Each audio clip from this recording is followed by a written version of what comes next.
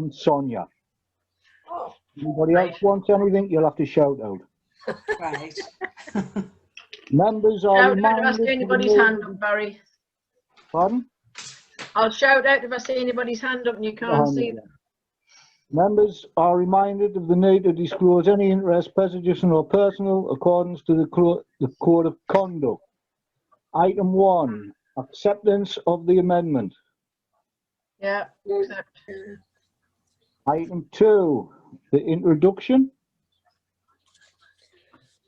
Yeah, well, that was just obviously, just hopefully we can come to some sort of agreement and take this whole issue forward. That's basically all it's about. Yeah. Item 3. Judith, do you want to take us through what's happened then? Yeah, well, I had a contact our solicitor just because I had a bit of a query at the beginning, because all of this is very new to me. Anyway, just in all of that, just so I had more of an understanding of what a lease agreement actually is, Andrew gave a little summary which everybody can see how it would all run, how the associations deal with the allotments. And as I say, that's why Michelle's here, in case anybody wanted clarification. And Michelle hopefully could give you clarification. So that was just for a little bit of information. Also at the same time, Andrew said there's a couple of things he'll need to tweak on the lease, but that shouldn't have any bearing on what the councillors are going to be discussing today.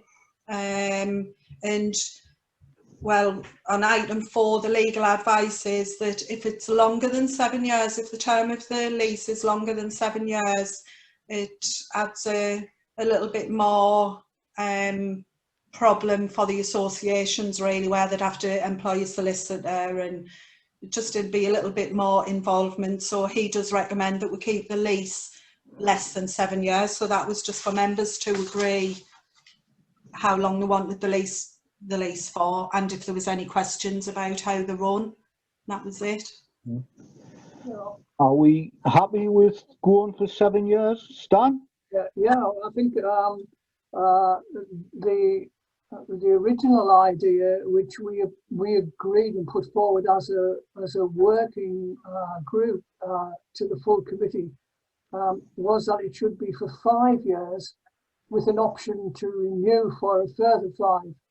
And then when it eventually did come after many months back to the Parks Committee, some members commented, well, we already have one association that has a 10-year lease, and if you have a longer period of tenure, then they're able to apply and get grants.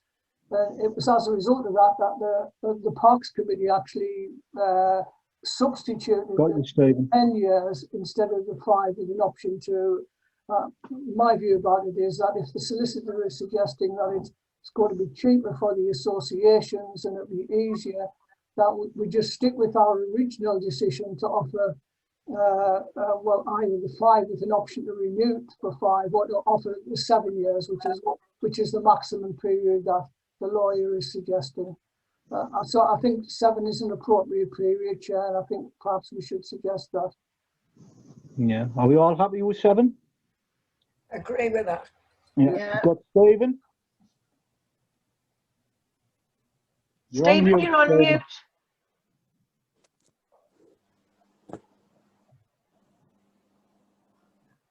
You're on mute, Stephen. Right. Paul, you're on mute as well. Stephen, his microphone isn't working. All right, Stephen, looks like your microphone's not working.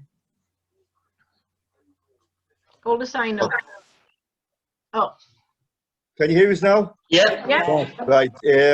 With regard to that, the 10 years, presumably Paul Jorgensen and the Deanside Allotment Association are aware of this and have taken the 10-year option to facilitate gaining outside grant funding and to give them a certainty of that funding. And they understand that, and they've taken on board their own solicitor.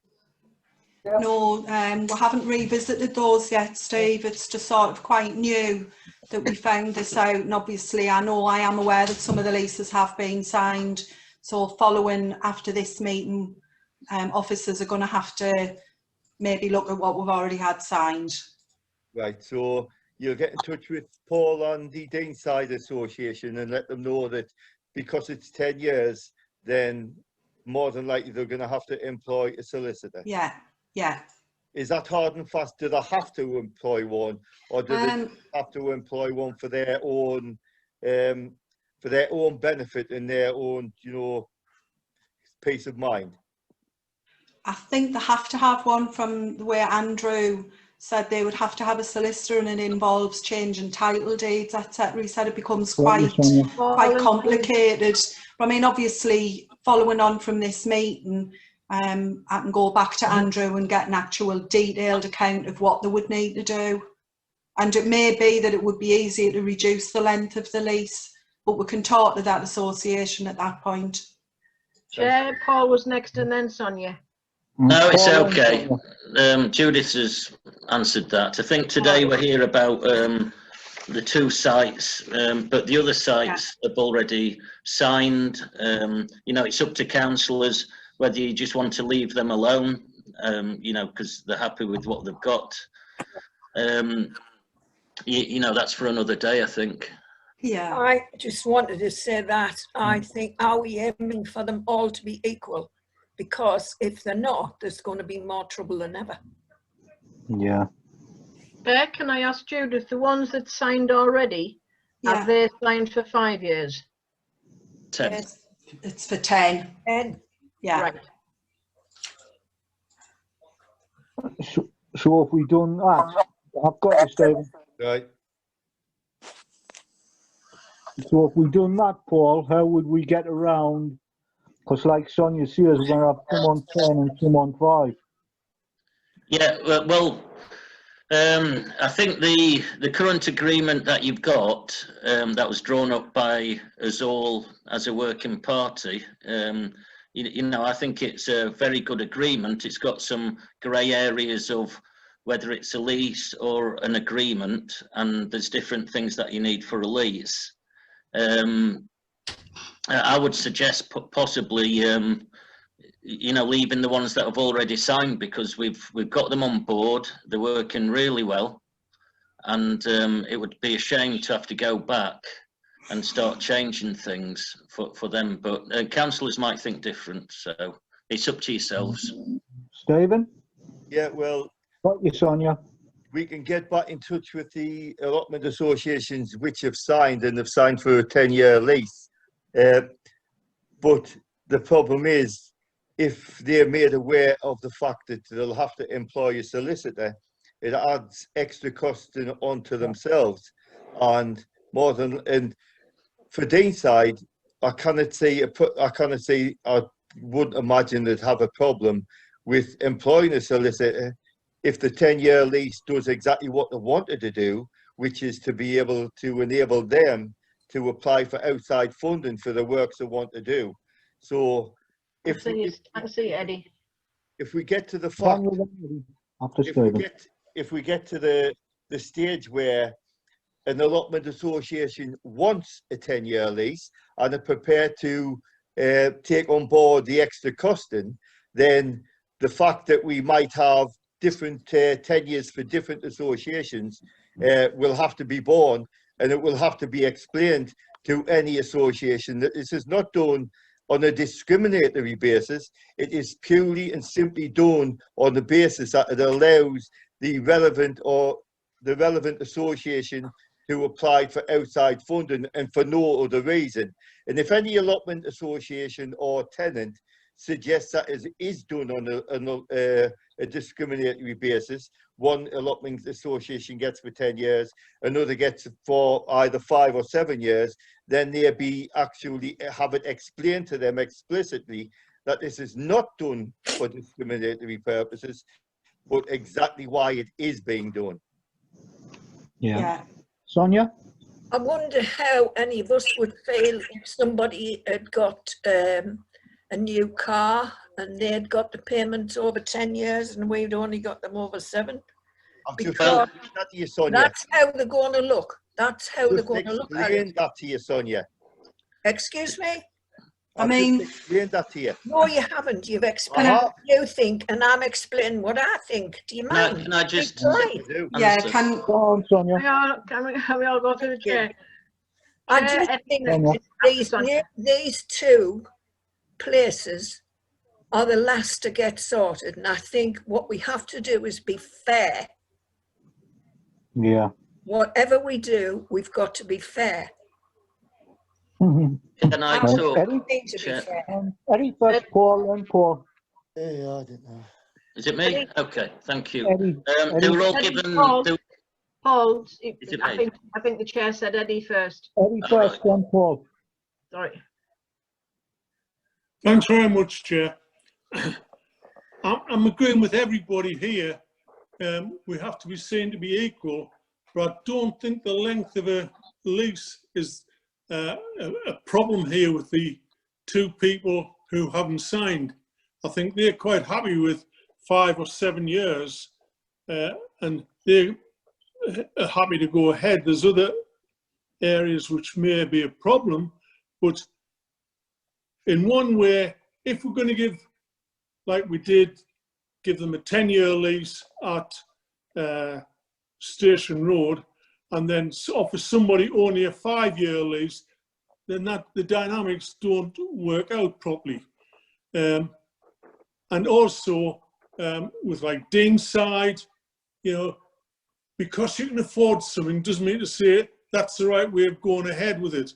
What I'm saying is everybody should be given the exact same help to enjoy life as an allotment association. So let's just be a bit flexible here and allow that to go on. 5 years is a long time in allotment life, and I think that's the way we should be looking at it. 7 years would be ideal. Thank you. Paul? I was just going to make the point that they were all given an opportunity to sign this document that had 10 years on it. So it's up to yourselves as councillors to decide what you want to do. Stephen? Yeah, as long as, I mean, I agree with Eddie and I agree with Paul, but the thing is, as long as associations are told that they can have a 10-year lease, but it will include extra costing for themselves, then it's up to them if they take the 10-year lease or not. So on that basis, we wouldn't be discriminating against anybody or leave ourselves open to the charge of discrimination, as long as it explained that they can have a 10-year lease if they want that for external funding, which is, as I've seen, is one of the requirements. As long as it's explained to them, then everybody's on the level playing field.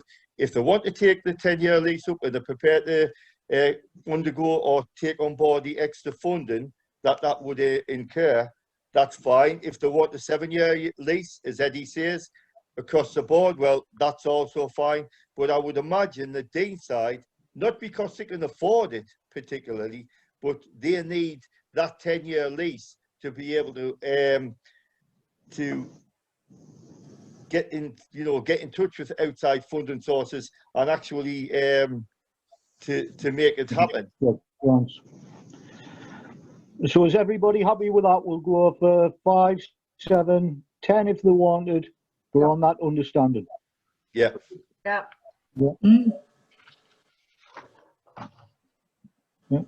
Moving on to item 4. The allotment association issues. Judith, do you want to go through them? Yeah.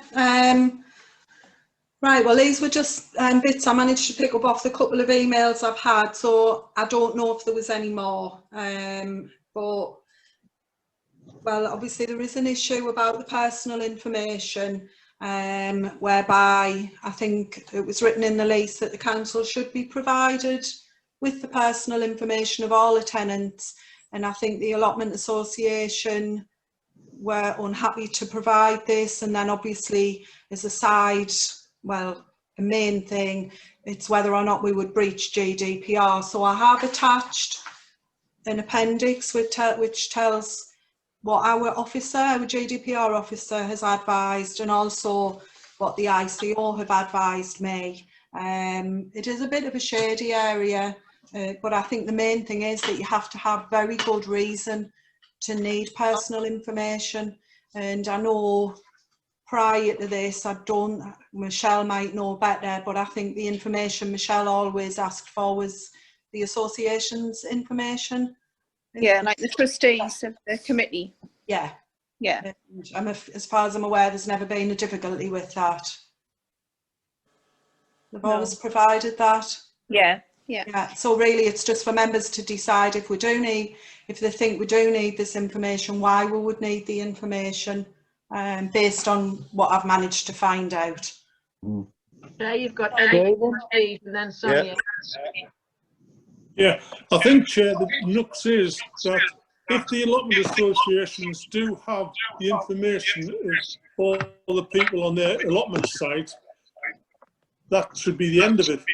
And what happens then is we need some information. We go to them and they say, there you are.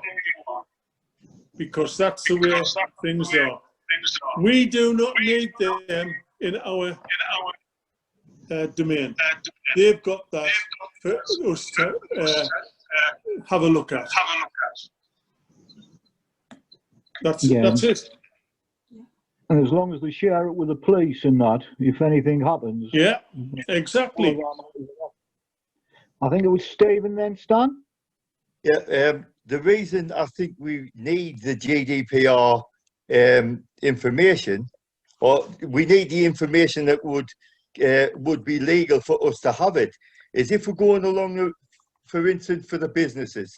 If we want to phase out businesses, the only way we are going to be able to make sure that over the 1 year that we're giving them to phase out the businesses, the only way we're going to be able to do this in check is if we have the information of what businesses are on what sites. And that is, we're landlords. And I think what we are misunderstanding and forgetting is that we have duties as landlords and responsibilities. And this is distinct from being a tenant. So we need this information if we intend to move forward and to phase out business, which I believe we should do, because these people are paying basically peppercorn rent for a site whereby other businesses, which they might be in competition with, are paying business and commercial rates, which are far and above what you'd pay for a year as a tenant on an allotment. And I don't think that's fair. And I think we should go ahead and phase out the business on the allotments, irregardless of what the allotment associations say, because I'll restate the case. We are the landlord of note and by law. Shouldn't be sitting here listening to people saying, well, we'll do this, we might do that, you're not allowed to do this, you're not allowed to do that. For goodness sake, if you rent out property, you know who's on your property, what's going on your property. Go to Believe Housing and ask them if somebody's come to them and says, well, here's a tenancy agreement I am prepared to sign, right? And you'd still get a house. Believe Housing would laugh at you and you wouldn't get a house. It is our land, it's same town council land that we look after for all the people of Seaham, not just for the allotment holders, and that's been ignored and misunderstood. Yeah. Stan? Sorry. Yeah, Chair. I think if we look carefully at the lease that's been drawn up and presented to the associations, it covers for the particular point that Steve's just raised, because quite clearly, anyone who is operating with any kind of commercial activity, to some extent, would be treated no differently to someone who was committing something which would be perhaps regarded as a criminal offence. And from recollection, when I read the lease that we've got, it makes provision for the council always to intervene and to take action at that particular stage in order to enforce that, because that kind of unauthorised activity, some nuisance which has failed to be controlled by the association for a long period of time or whatever, then the council as landlord have that right to intervene and to take action. And at that particular stage, there is a requirement for the council to have the GDPR details.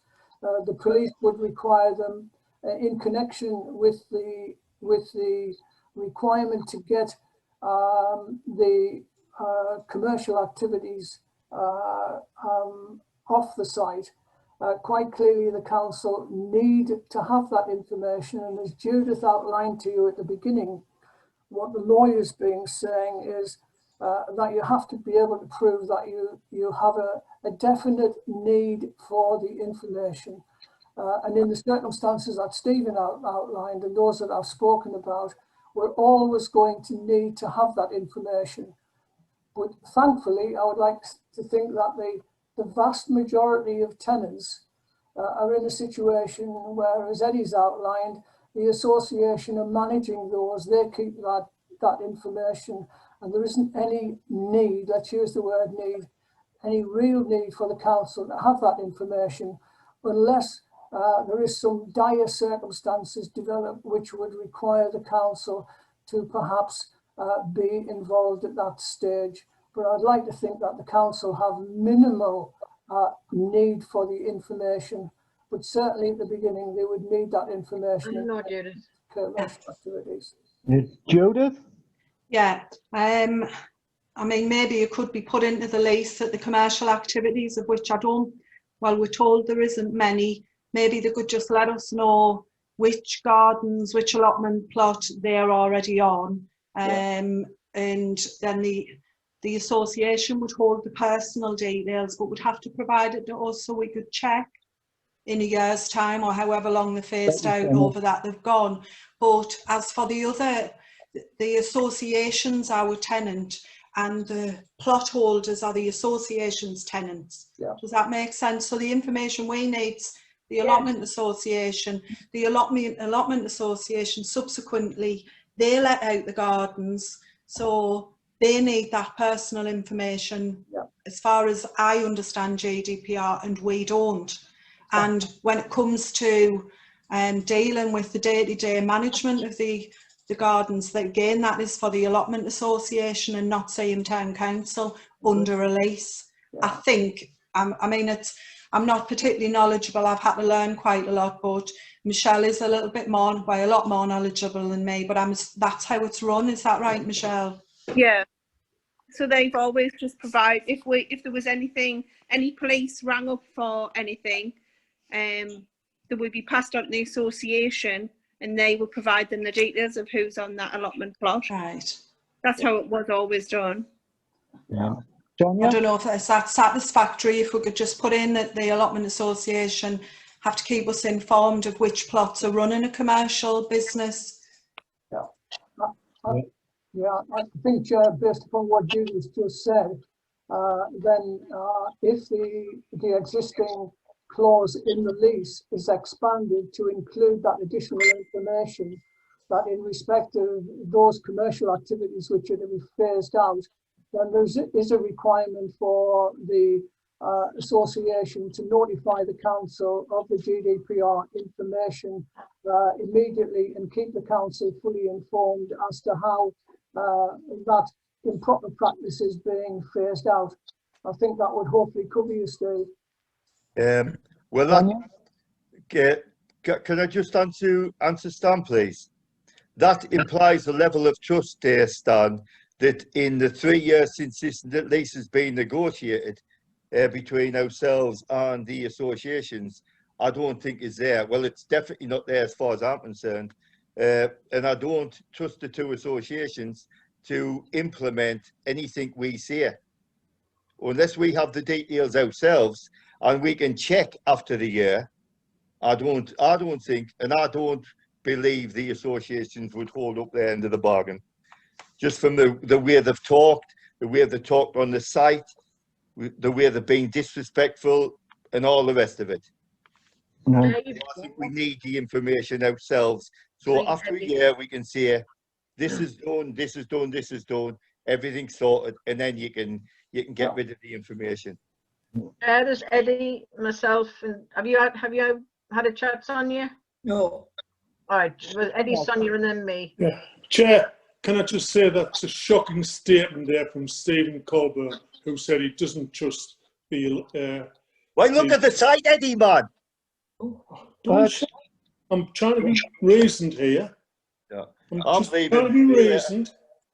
You know, you're never giving them we're trying to negotiate a deal here with the associations, and you're not giving them a chance. We've got to keep an eye on them. We've got to watch them. All of this, like Big Brother thing.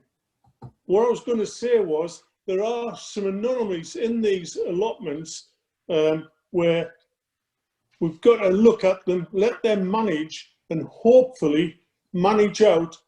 I can remember there was a carry-on about a caravan on one of the allotments where a girl went to watch the animals or something like that. Then there was another one about Eddie down in Wagon Works, who done up his own little car there. In the past, he's had a car business there. That's all finished with. And we've got to manage that out over a period of time. And that's the way it works. Sonia? I think it's got to be give and take here, but I think if somebody was hiring a space from us and running a shop, we wouldn't be going in and asking for everybody's name and address who worked there.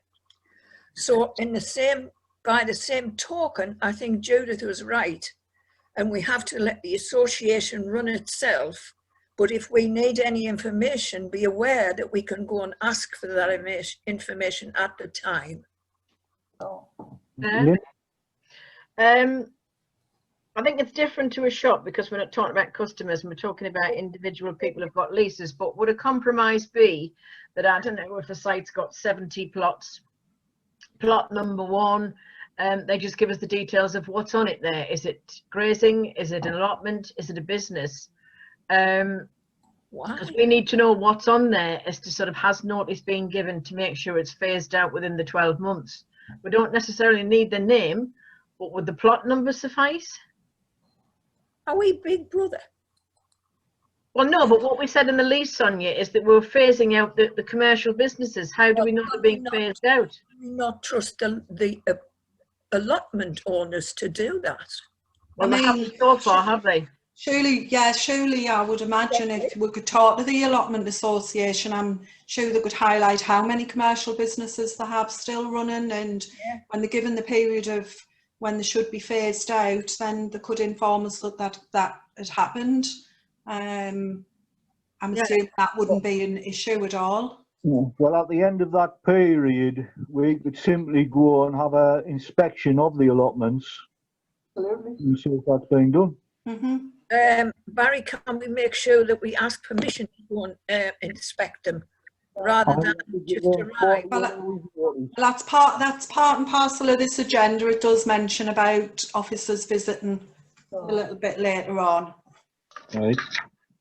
Yeah, I think, Chair, perhaps we could add in connection with commercial activities, that our expectation is that the association are positive in managing out the commercial activities within the period specified in the lease. Yes. I think in that way, then it's quite reasonable for the council to be inquiring, you know, if they've only got a year, to be inquiring after 3 months, 6 months, look, how is it going? Is this person going to cooperate? At the end of the year, is there some likely to be a problem in getting them out, or will it just be finished completely? And I think that way there would be joint cooperation between the association as our tenant and the council as landlord. Dave. Yeah, I'd just like to apologise. I left the meeting to calm down. The reason I'm so against, or I have my opinion, is because if you go onto their site, which is their site, by the way, are being the butt of some fairly vile bigotry and abuse. And that is the reason I lost my temper. I'd like to apologise to Eddie as well. Sorry, Eddie. And the reason is, if you go on their site, they don't appear to have any intention of living up to anything. They want what they want, the two associations, and they're discriminating against themselves. It's not the council that's doing it, it's themselves. We are trying to get everybody on a level playing field. We're trying to get rid of businesses which in and of themselves can actually destroy an allotment site, because if you run a car repair business, oil soaks into the soil and all the rest of it, it makes that allotment untenable for a certain number of years. And this is one of the reasons we need to get rid of the businesses, and we need surety that the businesses are being phased out. Eddie's got his hand up. There you've got Eddie and Michelle. Yeah. Apology accepted, Stephen. We all get that way sometimes, mate. Sorry, mate. What I'm going to say is that words on a and vitriol from a Facebook page really doesn't matter. It's what counts on paper. And I think Durham County Council have just given autonomy to the allotment holders to keep lists and manage the sites. And I think we should copy that process and carry it on, because we could all say, oh, well, what about Shrewsbury Street allotments? We manage them, but look at all the businesses down there. You know, and you know, we can point fingers, but what we're trying to do is come to some consensus of here of how we actually manage these sites. And if we give a proper control, knowing full well that if they break down on this, we can manage that in a right and proper way. That's all I'm saying. Thanks. Right. Michelle? You're on mute, Michelle. I dropped my phone. Sorry, no, I don't want to say anything. Yeah, then can I just suggest what Stan had said, that we get assurances from the allotment associations that they're on board with phasing out the businesses and commercial activities. And if they tell us what's on there, and then obviously on a regular period, as Stan suggested, we keep up to date with them and see how we're doing and if they need any assistance. And then once they're phased out, there shouldn't be anything else coming back on the sites. Yeah, well, I think we've got that. Can we do that as part of the agreement? I'd like to suggest that additional bit's included in the lease, Chair. Yeah, okay. If we contact them 3 months, 6 months, then at the end of the year, Yeah. Dan suggested, then businesses and that should be off. We should be left with either grazing or an allotment.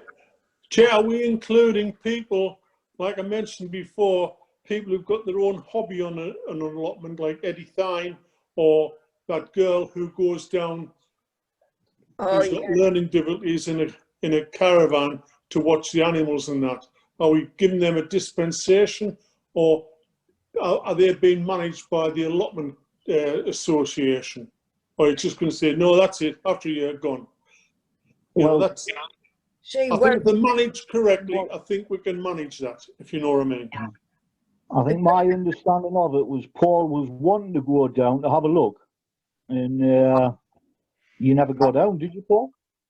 Yeah, we sent a letter and tried to contact them by phone to go down and look at Eddie's garage, just to make sure, for example, that he's not got a car lift up there, you know, which brings it into a different category of health and safety, or a pit, you know, or machinery that's dangerous. We just don't know.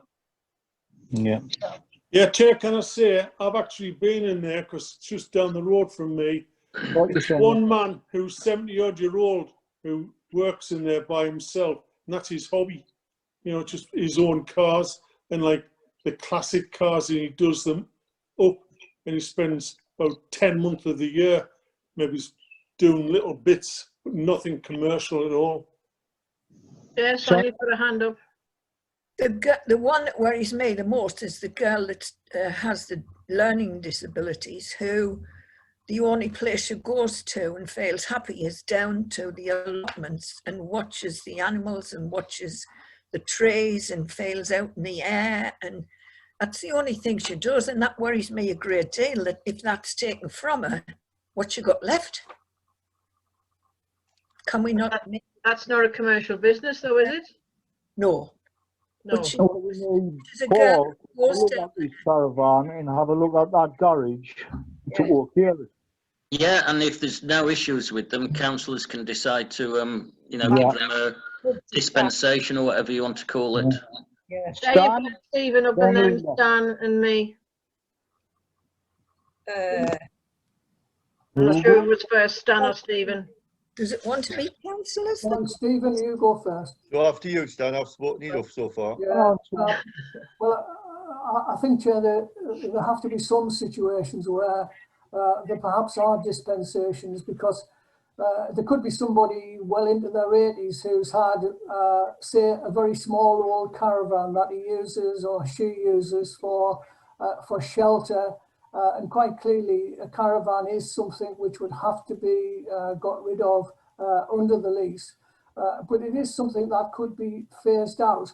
And I think it is something where the association are going to have to be I suppose, quite prominent in managing those situations and identifying where they are.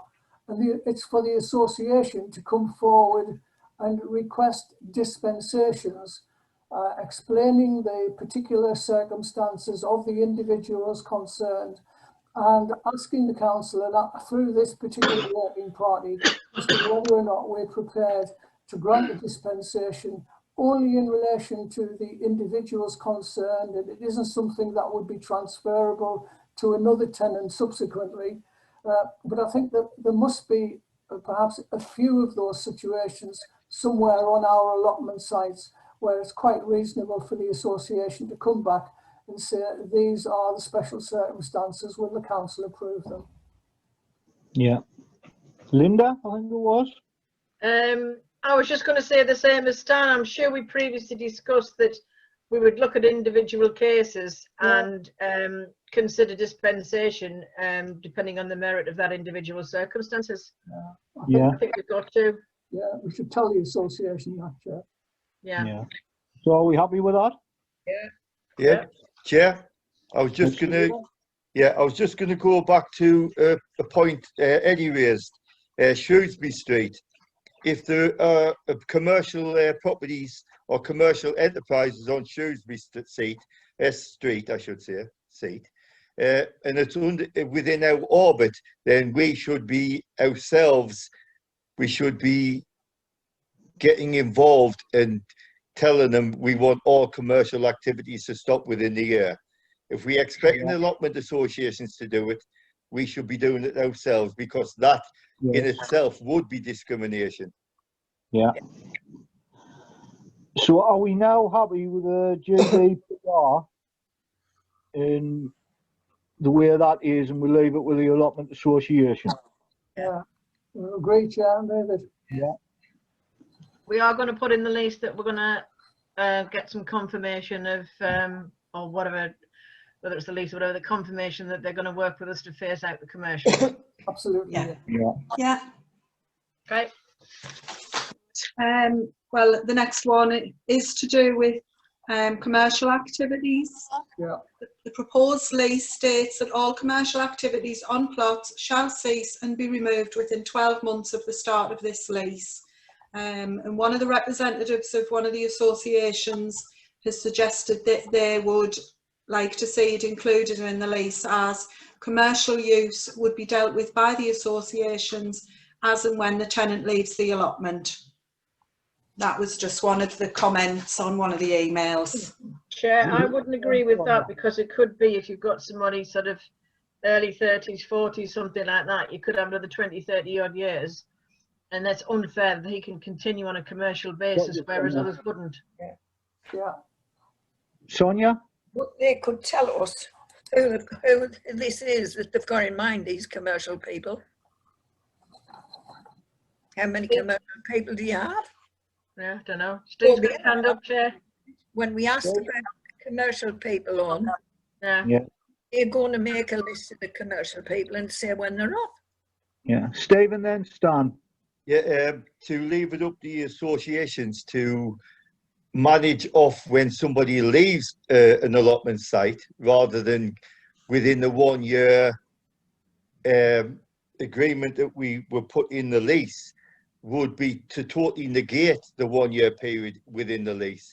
So we cannot, it is a suggestion as it's been stated, but to take this suggestion up and let the allotment associations manage the businesses off as and when people leave the allotment sites. As Linda says, we could have somebody running a business if they're in the, say, the late 20s, early 30s, we could have somebody run the business for another 30 years. We can't do that. If we want to get rid of commercial activities on allotments, the 1 year has to be in, and it has to be in there hard and fast. Stan?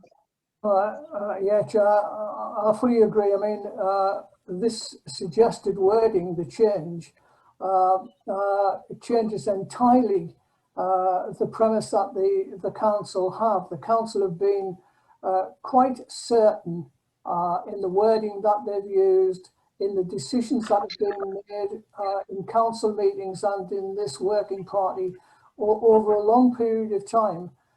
Initially, we said in our earlier discussions, we were looking at perhaps 3 years, but then this particular working party recommended to the council that that should be reduced to 12 months. We're quite determined as a council that these activities should be managed out within 12 months.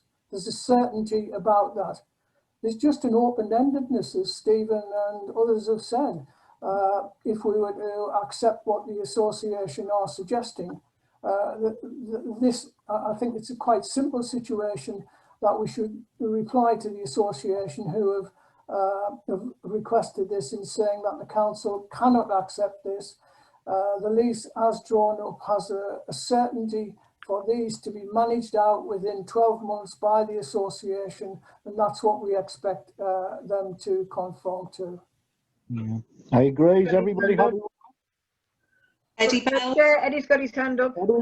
Yeah, Barry, can I just say I agree with what Steve has said and what Stan said, but I think that there may be exceptional circumstances where not commercial, but other reasons for having the allotment there, that can be extended. We've talked about them, but let's hopefully let the allotment association manage that out, because we all want these commercial premises off allotments within the year. End of. Yeah. Just a quick rejoinder, Chair. Judith, it's looking like, yeah, it's no to their suggestions, and we've got 12 months. Chair, Right. can I just quickly come in here?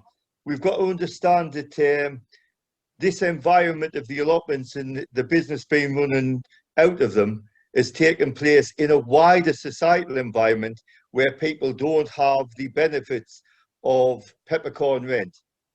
And we've got to understand that. If somebody comes to us and says, right, I'm running such and such a business, and I'm paying such and such commercial or business rates and rents, but I'm up against somebody who's paying a couple of quid a year on an allotment site to run the same business, and I'm at a distinct disadvantage. Would we not leave ourselves legally open to action from these properly constituted commercial businesses? Yeah.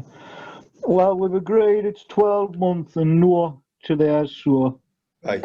We're all right. Judith, next one? Yeah, the next one was relating to animals, stroke livestock. The associations have provided the following comment on the above item. This is their words. We feel it should be at the association's discretion to allow the keeping of certain animals. But that's the information, the only information I have. And I don't think it included dogs. I think the dogs has never been raised as an issue. Well, I'm happy with their horses. I am not happy with cockerels. No. Yeah, so they're just getting everybody up at 5 o'clock in the morning. They're excluded under the lease anyway, Chair, aren't they? Yeah, I think we've got that in the lease, Stan. Yeah. Chair, Eddie's got his hand up. Ready? Yeah, Chair. I think keeping animals on an Steve. allotment should be allowed with whoever's on that lease at the time. When they move on, then no animals should be allowed onto that allotment unless permission is being given by the council. Right? So Yeah.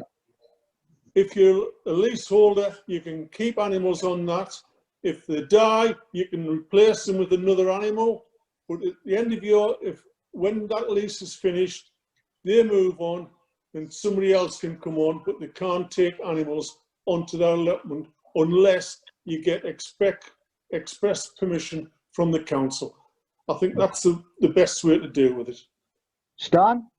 Yeah, Chair, the lease as it's drawn up covers this exact point that Eddie's just explained, that if you are an existing tenant and you're already keeping the animals that the council have agreed can't be kept on site, on an allotment site, then you can keep them and you can replace the animals if they were to die during the period that you're there as a tenant of the association. But as and when you expire, pop your clogs or whatever it might be, or decide to give up the allotment, then there isn't any entitlement for the new tenant to have permission to keep animals. And in that particular way, eventually, due to passage of time, then the keeping of animals potentially on all allotment sites might change. But this particular proposal here, Chair, doesn't conform with the council's existing policy, and I suggest that the association or whoever's written this is informed that the council stand by the wording which is within the lease, and that we're not prepared to change that. Here. Linda? Stephen next, Chair. Stephen, then Linda. Yeah, I'd like to take you to page 8 of the information we've received. Animal welfare. Its needs for a suitable environment. Its needs to be able to exhibit normal behaviour patterns. The larger animals, such as cows, such as pigs, such as sheep, in no way can exhibit normal behaviour patterns in the small space an allotment is comprised of. Therefore, how do we go about marrying the two up? The needs of the animals and the wants of the person keeping the animals. I saw there was a post put on last October, and it relates directly to exhibiting normal behaviour patterns. It was a lamb in front of a steel container. Hartley's bucolic, Hartley's a scene of rural, idyll. Now, what's normal about that? How can that lamb exhibit its normal behaviour patterns? It's isolated for a start. It's in an allotment with a steel container. It doesn't have any other lambs around it. How can it exhibit its normal behaviour? Now, these are questions that the people that's keeping animals in such a situation have got to answer. Because, as I'll say it again, with the landlords and what goes on the sites that belong to the people of Seam that we manage on their behalf, our responsibility. Linda? Very similar thing that as Stephen says, they're not in a natural environment. Sheep are always in a flock together, cows in herds. One of the sites, I think it's John's, they do have a little sort of almost like a petting zoo where they can go down and see the calves and all that sort of thing, which is great. But they do sell the calves to the slaughterhouse, and they do make a if where I understand, a profit. So is that classed as a commercial business, or why do they get rid of them? Is it as they get older, or I mean, what's the situation? We'd need to know what how it's operating on particular sites. So we need a list of animals that we're happy with, and maybe horses. Yeah, we've got a list. I thought pigs were not allowed on the sites. We've got Well, there's a list in the lease currently which is continue to keep horses, sheep, goats, cattle, pigeons, dogs and poultry, but not cockerels on existing plots. But no new persons or plots will be allowed to keep animals. That's what's currently on. There's no pigs on the list, is there not, Jude? No, Yes. not. That went a long time ago. So, Chair, do all the animals get checked by RSPCA? People who are qualified to check about the welfare of these animals. Yeah, they Not do. amateurs, There's, not amateurs like ourselves who just guess and second guess. No, I must admit, the ones I've seen at Parkside have been well looked after. If you look at the, I've forgotten the couple that they've helped us with the horses before for pulling the sleigh and things. They're a really good, caring family that, probably love their animals more than a lot of other people. They're really good with looking after them. And if there was an issue, we could always get the RSPCA involved. But the ones I've seen at Parkside are well looked after. Right. Yeah. Stan? Yeah, and indeed, Chair, many of the people, the allotment tenants who have gardens and are keeping animals are required to get an appropriate DEFRA certificate, as well as the visits by RSPCA. If you get an overzealous member of the public who reports something, what have you, then they do come in and they check on these things. And you regularly hear that people have been given a clean bill of health for the way in which they're keeping the animals on their respective sites. Yeah, you've got Stephen and Sonia. Sonia, then Stephen. I think that part of the rules of the association is that anybody on their plots who have got animals have to have them registered and have to have them looked at on a regular basis. It's part of the association's rules. Yeah. Stephen? Yeah, right. You can have all the DEFRA certificates you want. That is to state that the animal itself doesn't have any diseases. It hasn't been brought from a site which a disease outbreak has taken place. Basically, that's what that is for. The RSPCA will go out for signs of distinct animal cruelty. In other words, if animals are being abused or all the rest of it. The RSPCA will not go out to consider whether an animal is being kept in a condition whereby it's denied the ability to exhibit normal behaviour patterns. Now, as I've said, the sheep, the lamb, a sheep, a goat, or a cow, how can they exhibit their normal behaviour patterns when they're kept in a small space? It doesn't matter how big people say the allotment are. A sheep needs to roam, a cow needs to roam, a goat needs to roam. And the size of an allotment is not tenable for an animal to exhibit its normal behaviour patterns. We have a duty to protect animals.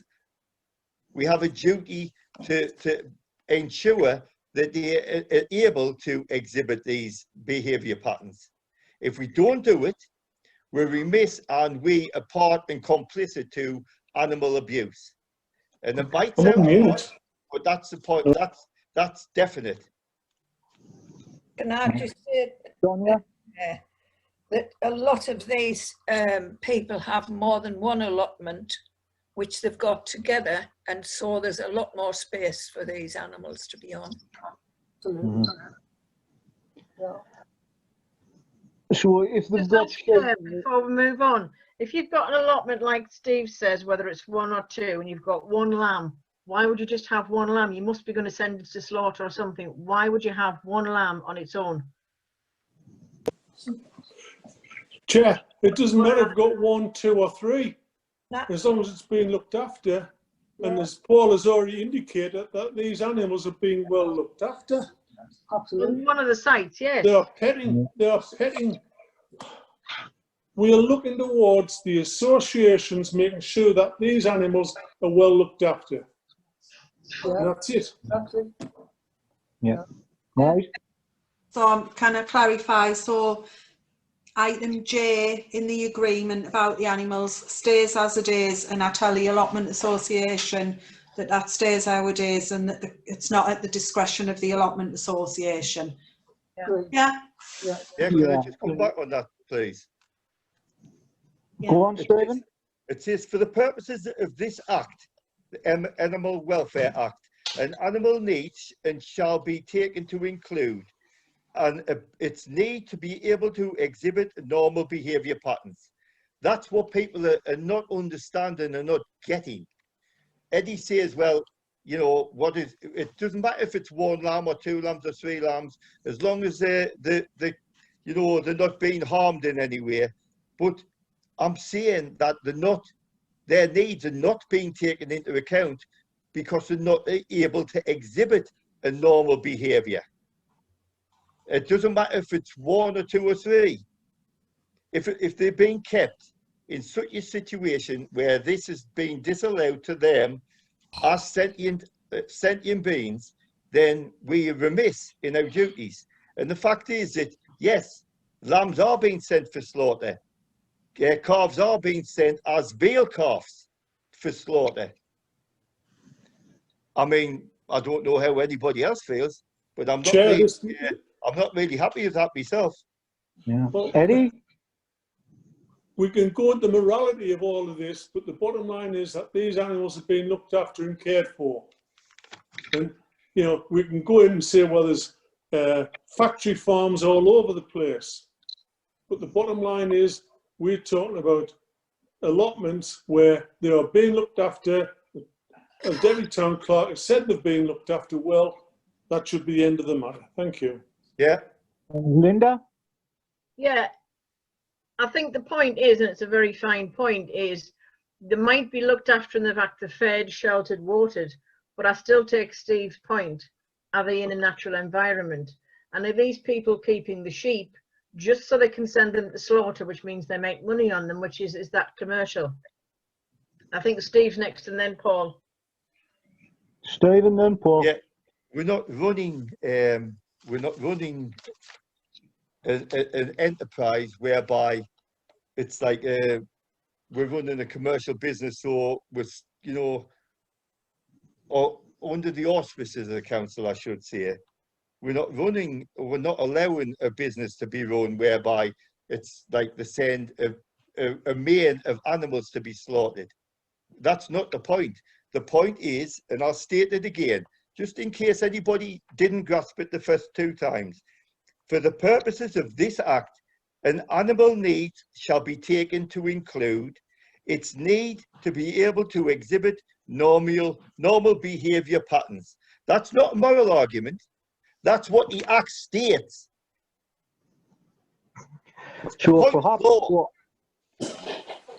I think Steve, I understand what you're saying, but you know, normal animal behaviour, we're just going to have to, if there's a problem, we'll get the RSPCA involved. There hasn't been that many problems, but we will, you know, through this agreement, make sure that the animals are well looked after. I think the separate issue is, you know, if somebody's taking animals off to slaughter, and I think for a cow you get quite a huge amount of money for that.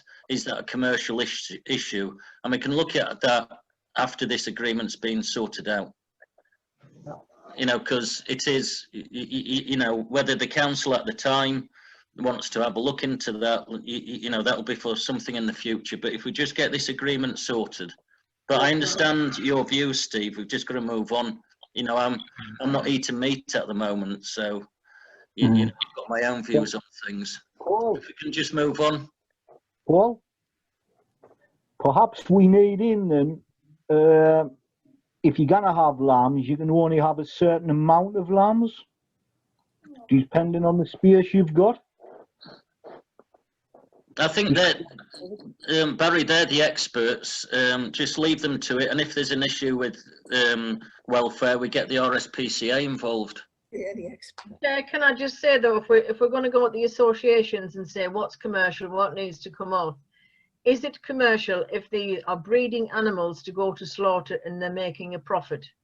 Yes, it is commercial. So therefore, it's a fine line between that, and I know one guy says he's got almost like a little petting zoo of you know, cattle and stuff like that. How do we sort of come down on that? Because if you've got somebody who's breeding, say, sheep, lambs are going to slaughter, that is a commercial business. Chair, we don't know that for a fact, that anybody's sending them for slaughter and getting lots of money. That's what we need to find out, Paul, doesn't it? Well, yeah, but for the purpose of this meeting, we can agree the agreement, and if there's any commercial activities in the future, we can investigate them. Just a final point, Chair. It's not a fine line between a petting zoo and sending animals to slaughter. It's actually a chasm. Yeah. Next answer item then, Judith. Yeah, the last one's just about inspection of the site. The association feels that allowing council officers to visit without proper reason undermines trust. So we didn't know whether to suggest, which is quite normal in a lot of cases, to give 48 hours notice. Yeah. Yeah, I'd recommend that, Chair. I think I would agree. it's very important. I mean, the officer has other rights in an emergency if they're taking along the police or anyone else because of a particular difficulty. But I think for a normal inspection, it would be an appropriate thing to give that level of notice. Yeah. Well, 40 hours is all right, Judith. And I think that's everything. If everybody's happy with that, and we can go away and we can add these amendments and send them out to the working party. I'll make sure that we get the correct legal document off Andrew with all the tweaks in, and we'll get them sent round for everybody to see before it's taken to the next committee. Yeah.